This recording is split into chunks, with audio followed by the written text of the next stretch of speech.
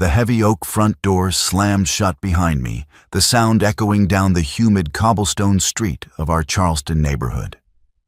The vibration rattled up through the soles of my work boots. My chest felt hollowed out, scraped clean by another hour of Sarah shouting about equity assets and how my custom fabrication shop was nothing but a bargaining chip.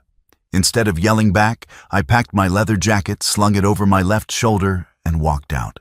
Across the sidewalk, the late afternoon sun threw long golden shadows over the wrought iron fences. What I needed was air. What I needed was the smell of ozone and cutting fluid, not the suffocating scent of expensive perfume and legal threats. Stopping at the property line, I dragged a hand through my dark hair and stared at the cracked concrete. The faded gray t-shirt on my back was still dusted with steel filings from the morning's work. My muscles ached. Then a quiet rustle of fabric made me look up. Madeline was standing inside her property line, leaning against the weathered brick pillar that anchored her heavy black iron gate. She wore a simple white-ribbed top and a structured black skirt. The evening light caught the warm brown of her hair, highlighting the quiet, observant exhaustion in her eyes. She owned the corner bakery, a place I usually only saw from the outside at 5 a.m. when I was unlocking my garage. She didn't offer a pitying look. She didn't ask if I was okay. She just watched the tension in my jaw, the white-knuckle grip I had on the collar of my jacket. Leaning slightly forward, she rested her arms on the ironwork. Her voice was low, carrying just enough to cross the 3 feet of airspace between us. She doesn't know what you need. I stopped. The ambient noise of a distant car engine faded out. I didn't ask how much she had heard through the open windows of the house. I just let out a slow, shaky exhale. "And what do I need, Madeline?" "Quiet," she said simply. "And a place where nothing is currently breaking apart." She pushed off the brick pillar, the movement smooth and deliberate. "My commercial dough mixer is making a grinding noise. The tech can't come for a week. If you need a place to hide for an hour, I have a toolbox and a pot of coffee that isn't burnt."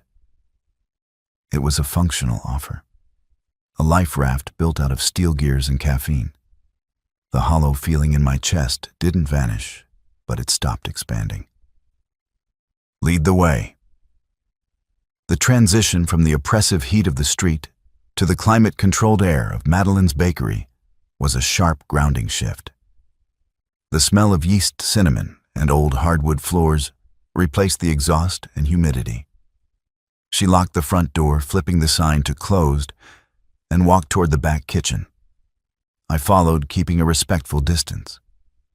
My focus remained strictly on the practical geometry of the room, the stainless steel countertops, the massive cast iron ovens. I didn't linger on her. I looked at the floorboards, noticing where the varnish was wearing thin from her constant pacing. The mixer sat on a heavy prep table. It was an old Hobart built like a tank, but the casing was rattling. Madeline handed me a mug of black coffee. The ceramic was warm against my calloused palms. "When did the grinding start?" I asked, setting the mug down and pulling a Phillips head screwdriver from her surprisingly well-organized red metal toolbox. "Tuesday, right after the morning rush," she said, leaning against the far counter. She crossed her arms, watching my hands. "It sounds like metal chewing on metal." I nodded, tired but focusing on the machine. "Let's open it up." I removed the housing bolts, arranging them in a neat line on a clean rag. The internal planetary gear system was exposed. I leaned in, using my phone flashlight. The planetary shaft bearing is shot. It's dropping the agitator too low, causing it to scrape the bowl. "Can you fix it?" Her voice was steady, but I heard the undercurrent of financial panic. A bakery without a mixer is a dead business. "I don't have a replacement bearing on me," I said, wiping grease off my thumb with the rag. but I can fabricate a temporary brass shim at my shop to lift the shaft tolerance back to spec. It'll hold until the OEM part ships." "Your shop," she repeated softly. "Is that going to be an issue with—" She trailed off, gesturing vaguely toward the street where my soon-to-be ex-wife was currently occupying the house. I stared at the exposed gears. Sarah didn't want the house. She wanted the commercial plot where my fabrication garage stood 2 blocks down. She knew developers were eyeing the neighborhood. No, the shop is mine. Or it should be. I tightened a loose set screw on the motor mount. "I'm going over there now. I'll make the shim and bring it back before you open tomorrow." "You don't have to do that tonight, Adrian." "I do," I said, my voice flat, devoid of self-pity. "I need to work. It's the only thing that makes sense right now." Madeline didn't argue. She didn't offer empty platitudes about how things would get better.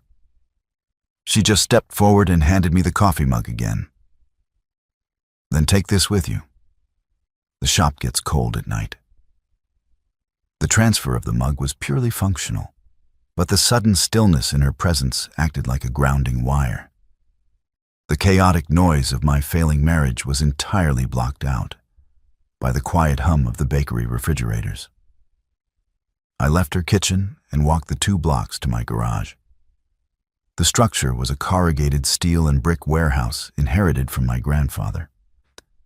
The heavy rolling door groaned as I hauled it up. The smell of cold steel argon gas and old motor oil was the only welcome I needed. I turned on the overhead halogen bays. My foreman, Greg, had left the main workbench clean. I walked over to the scrap bin, pulled out a piece of 360 brass stock, and fired up the lathe. For 3 hours, I let the mechanical precision take over. I measured the tolerance required for Madeline's mixer down to the 1,000th of an inch. I turned the brass the sharp curl of metal shaving off under the tungsten carbide cutting tool. At midnight, my phone vibrated on the bench. I ignored it. It buzzed again. I picked it up. It was a text from Sarah Marcus is filing the motion tomorrow. "If you can't produce the original 1982 property deed with your grandfather's signature transferring it to you, the asset gets liquidated in the split. Have a nice night in your dirty garage." I stared at the screen. The original deed. My grandfather had signed it over to me on a napkin before doing the formal paperwork, but the formal paperwork had been filed in the county annex 30 years ago. I had copies, but Sarah's lawyer was claiming the copies were unverified. They were using a legal loophole to force a sale. I set the phone face down. Panic is a useless emotion in a machine shop. I looked at the brass shim. I picked up a permanent marker and a shop calendar hanging on the wall. Under tomorrow's date, I wrote 2 things in heavy black ink. 1. Install Madeline's shim. 2. County Records Office. Find original deed. The act of writing her name on the board, treating it as an equal priority to my own survival, settled the tremor in my hands. I turned off the lights and slept on the old leather sofa in the office. By 4:30 a.m., I was back at the bakery. Madeline was already there, her hair tied up in a messy knot flower dusting her apron. She looked exhausted, but she smiled when I walked through the back door holding the brass piece. "You look like you slept on a pile of wrenches," she noted, wiping her hands on a towel. "Close. Leather couch." I walked straight to the mixer. I didn't want to talk about the eviction threat. I just wanted to solve the problem in front of me. I slid the brass shim onto the planetary shaft, aligning the keyway perfectly. I reassembled the housing, tightening the bolts with calibrated even pressure. "Turn it on." She flipped the heavy switch. The motor engaged with a smooth, even hum. No grinding, no metal-on-metal violence. Madeline let out a breath she'd been holding. She leaned over the counter, closing her eyes for a second. You just saved my weekend revenue, Adrian. What do I owe you? Nothing, I said, packing up the screwdriver. Consider it rent for the coffee. I don't operate on charity, she said firmly, her chin lifting. She was 38, a woman who had built her business from nothing, and she didn't take handouts.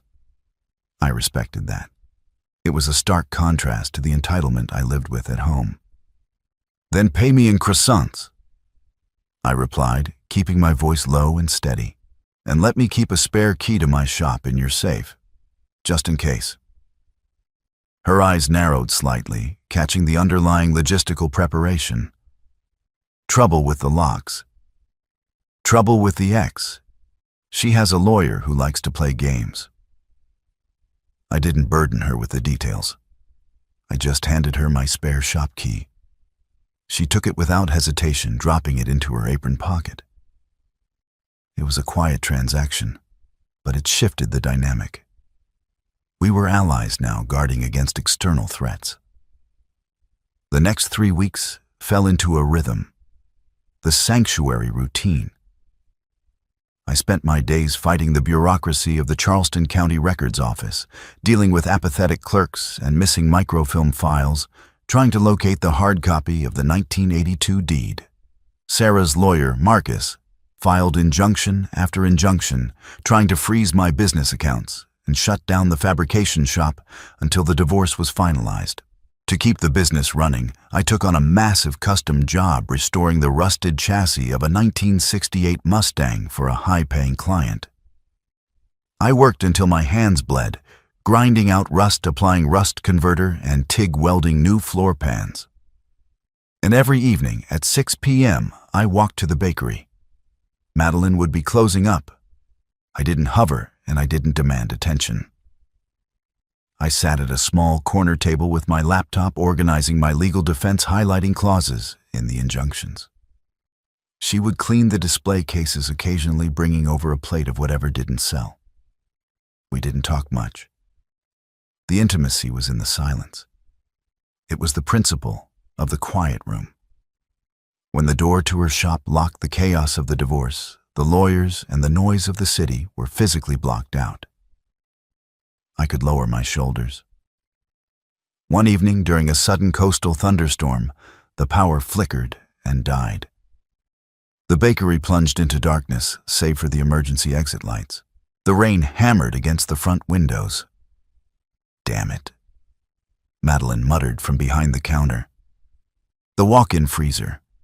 If the power stays out for more than 4 hours, I lose $3,000 in inventory.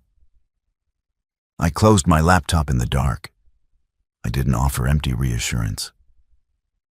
I stood up, turned on my phone flashlight, and walked to the back electrical panel. The whole block is out, I said, looking out the alley window. Do you have a generator?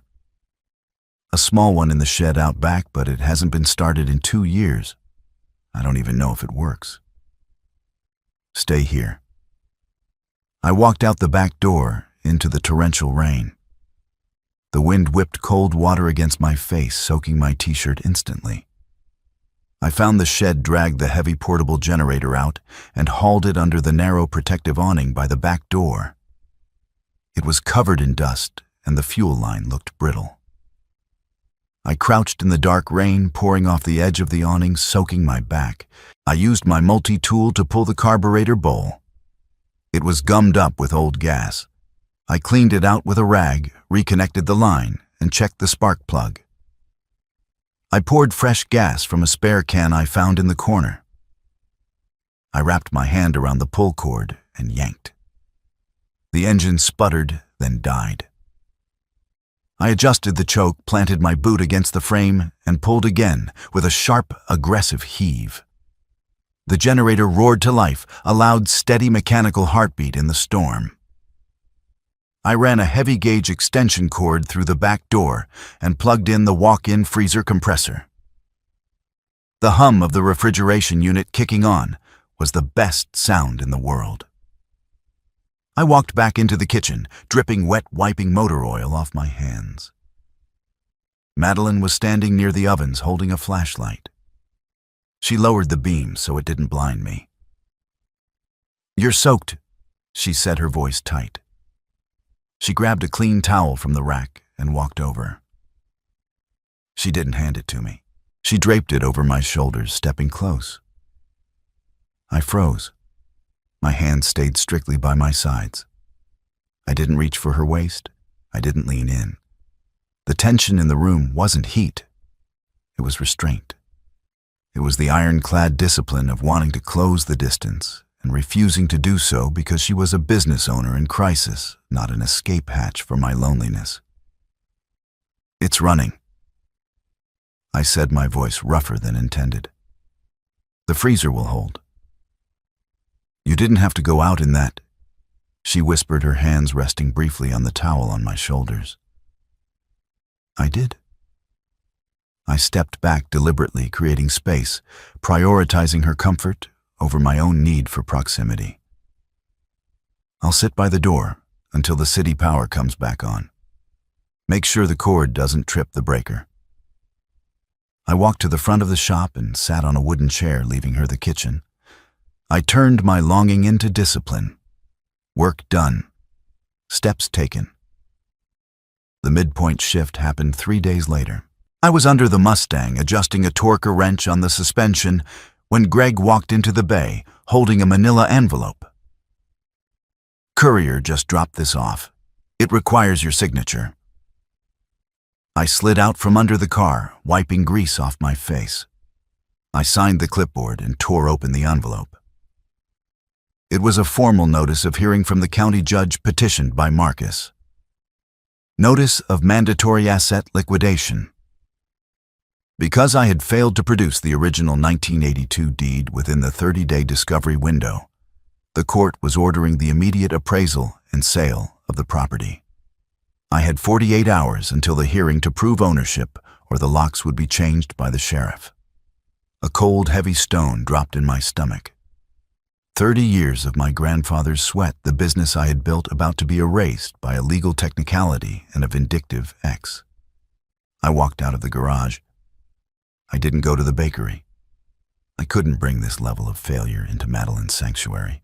I walked down to the waterfront, sitting on a concrete barrier, staring at the gray water of the harbor. I isolated myself. It was my problem, my failure to secure the paperwork. I wouldn't drag her into the blast radius. At 8 p.m., my phone rang. It was Madeline. "You missed your 6 p.m. coffee," she said. Her voice wasn't accusing, it was observational. "I got held up." I lied smoothly. "I have a lot of chassis work to finish." "Adrian," she said, cutting through the bullshit with surgical precision. "You left your garage doors open. Greg told me you walked out looking like you were going to a funeral. Where are you? Waterfront. Stay there." 10 minutes later, her old Volvo station wagon pulled up to the curb. She put it in park and got out, walking over to the barrier. She didn't sit next to me immediately. She stood in front of me, blocking the cold wind coming off the harbor. "What happened?" she demanded. I looked at my boots. "They got a judge to sign an appraisal order. I have 48 hours to find the original 1982 transfer deed, or they auction the shop." Madeline didn't gasp. She didn't offer a pitying hug. She pulled a notepad out of her purse. "Where have you looked?" "Every file at the county annex. It's not in the digital system. The physical archive from 1982 was partially damaged in a flood 10 years ago. If the deed was in that box, it's gone. Without it, the property defaults to joint marital assets, and she forces a sale." "Okay," Madeline said, her voice a calm, steadying anchor. "You're looking at the county. What about the city? Did your grandfather ever apply for a commercial zoning variance?" I looked up at her, my mind halting its spiral. "Yeah, in 1985. He expanded the rear bay to fit larger trucks. To get a variance in Charleston in the 80s, you had to submit a physical copy of the deed to the city planning board, not the county clerk. she said, tapping the pen against the notepad. I know this because my father had to do the exact same thing for the bakery. The city keeps separate microfilm records for zoning applications. I stared at her, the realization hitting me like a physical blow. The transfer of stability was immediate. My panic drained away, replaced by her calm structural logic. You think a copy of the deed is attached to a 1985 zoning permit in the city basement? I don't think, I know. She held out her hand. We are going to the city planning office tomorrow at 8 a.m. I'm driving. I looked at her hand. I didn't intertwine our fingers in some generic romantic gesture. I gripped her hand firmly, a functional connection that kept me upright. You have a bakery to open. My assistant manager can handle the morning rush. She said, her tone leaving no room for argument. She made a public boundary statement, choosing to invest her time in my survival over her own daily routine. You fixed my mixer. You kept my freezer running. Now we fix this. The next morning, we stood in the fluorescent-lit basement of the city planning office. The clerk was a miserable man who clearly hated his job. We don't pull 1980s microfilm without a scheduled appointment. The clerk droned, not looking up from his monitor. Next available slot is Tuesday. My hearing is tomorrow, I said, keeping my voice level, refusing to show the anger spiking in my chest. I just need the zoning file for 442 Elm Street, year 1985. Policy is policy, sir. I clenched my jaw, preparing to escalate to demand a supervisor. But Madeline stepped forward, placing her hands flat on the counter. She didn't yell. She used her professional authority. Excuse me, Richard, Madeline said, reading his name tag. I'm Madeline Harvey. I own the bakery on the corner of Elm. We provide the catering for the mayor's monthly city council breakfasts. If my neighbor here loses his shop tomorrow, the resulting construction noise from a developer will force me to close my patio, which means I lose the revenue to maintain those municipal accounts. Now I know the Freedom of Information Act mandates access to public zoning records within a reasonable time frame. I consider right now to be reasonable. If you disagree, I can call the city manager and ask for his interpretation. Richard looked at her, his eyes widening slightly. He weighed the threat of a bureaucratic headache against the effort of walking to the back room.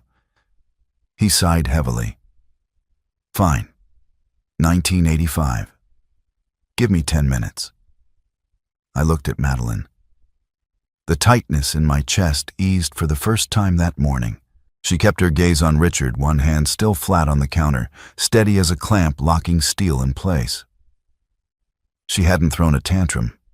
She had executed a precise tactical strike using her own leverage. I stood back and let her have the victory. I didn't need to be the savior in every room.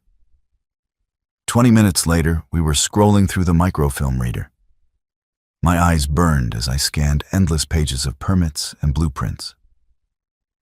There, Madeline whispered, pointing to the screen. My breath stopped. It was the 1985 application for commercial variance, and stapled to the second page was a clear, notarized copy of the 1982 property deed. My grandfather's signature was right there, transferring the property to an irrevocable trust in my name, effectively bypassing any future marital asset claims. I hit the print button on the machine. The heavy paper slid out. I held it in my hands, the physical proof of my legacy. I didn't cheer. I carefully placed the document into a rigid plastic folder. I turned to Madeline. I wanted to drag her into my arms, but I restrained myself. Instead, I gave her a look of absolute, unshakable loyalty. Thank you. The climax arrived the next morning at the county courthouse. The hearing room was small, smelling of floor wax and old wood. Sarah sat on one side of the long oak table looking bored. Marcus, her lawyer, was organizing a stack of financial demands. I sat on the opposite side. I didn't bring a lawyer. I brought Greg as a witness to the shop's operations, and I brought the folder. Madeline sat in the public gallery, seating against the back wall. She had insisted on coming. The judge, a weary woman with gray hair, looked over her glasses. Mr. Rios, counsel has filed a motion for asset liquidation regarding the property at 442 Elm Street, citing lack of clear title. Do you have a response? Marcus stood up, smoothing his tie. Your Honor, Mr. Rios has failed to produce any verified documentation that the property is shielded from marital distribution. We ask for an immediate order of sale. I stood up. I didn't wear a suit. I wore clean dark jeans and a pressed blue work shirt. I spoke slowly, my voice carrying the weight of the metal I worked with every day. Your Honor, opposing counsel restricted their search to the county clerk's office, knowing the 1982 flood damaged those archives. It was a bad faith maneuver. I opened the plastic folder. I have here a certified notarized copy of the 1982 deed pulled yesterday from the City Planning Office's zoning microfilm, complete with a verified municipal seal. It places the property in an irrevocable trust solely in my name, established prior to the marriage. The property is not and never was a marital asset. I walked forward and placed the document on the judge's bench, then handed a copy to a very pale Marcus. Sarah leaned over, looking at the paper. What is that? Is that real? Marcus read the document quickly, his professional arrogance deflating. He dropped the paper on the table. Your Honor, we would need time to verify the municipal seal. It's stamped and dated by the city clerk's office yesterday, Counselor, the judge said, examining the paper. She looked at Marcus with distinct irritation. The title is clear. The property belongs to Mr. Rios's trust. The motion for liquidation is denied with prejudice. I suggest you finalize the rest of this divorce without wasting more of the court's time. She banged the gavel. Legal surrender. It was over. I packed my folder and walked out of the double doors into the courthouse hallway. Sarah didn't follow me. She knew she had lost her leverage. Madeline was waiting by the elevators. She looked at me, a question in her eyes. Denied with prejudice, I said quietly. The shop is mine. She let out a shaky exhale, her shoulders dropping. The chaos of the external problem was finally gone. She stepped toward me first and rested her hand against my forearm. Then breathe, she said softly. I walked over to her. The hallway was empty. I didn't pull her against me in a frantic embrace. I applied the principle of the quiet room. After she held my gaze and didn't move away, I stepped into her space and wrapped my arms around her shoulders, pulling her against my chest. I rested my cheek against her hair. It wasn't about the physical sensation. It was about the sudden absolute stillness that settled over me. The heavy burden of the last 2 months lifted off my spine. The physical act was a shield against the world. We stood there for a long time, just breathing. The aftermath was a period of steady rebuilding. The divorce was finalized cleanly 3 weeks later without the shop being contested. I spent the time catching up on backlog at the garage, fulfilling the Mustang restoration, but I didn't stop going to the bakery at 6 p.m. The sanctuary routine had become permanent. I helped Madeline upgrade her security system, hardwiring new cameras around the perimeter of her shop. She started bringing her bookkeeping to my office on Sunday mornings, utilizing the quiet of the garage while I welded. We existed in a state of shared practical partnership. A crisp Tuesday morning carried the final shift. Madeline had called a meeting with the Neighborhood Merchant Association. The street had been suffering from poor city lighting and a lack of proper waste management, leading to safety concerns for the local businesses. We stood in the small community center down the block. I stood at the back of the room, leaning against the wall watching her. She commanded the room with calm authority, presenting a plan to pool resources for private sanitation and a petition for the city to upgrade the streetlights. The association president, an older man who owned the hardware store, looked skeptical. "It's a good plan, Madeline, but who is going to install the reinforced steel brackets required for the new commercial bins? The city won't do it, and contractors will overcharge us." Madeline didn't flinch. She turned and looked directly at me across the room. It was a public choice. She didn't hide me. "My partner Adrian has agreed to fabricate and install the brackets at cost for the entire block," she announced clearly, her voice echoing in the small room. "He's already mapped out the schematics." The room murmured in approval. She had introduced me as her partner, tying my competence to her leadership. We were going to make the streets safer, cleaner, and better for everyone. A shared legacy built out of steel and community grit. After the meeting, we walked back toward the shops. The morning sun was hitting the same brick pillar and iron gate where we had stood 2 months ago. I stopped her by the gate. I looked down at her. The exhaustion was gone from her eyes, replaced by a steady, quiet confidence. I reached into my jacket pocket and pulled out a heavy brass key ring. It held the new master key to the upgraded security doors of my shop. I didn't make a grand speech. I took her hand and placed the keys in her palm, folding her fingers over them. It was a functional connection, a transfer of absolute trust. She looked at the keys, then up at me. A slow, warm smile spread across her face.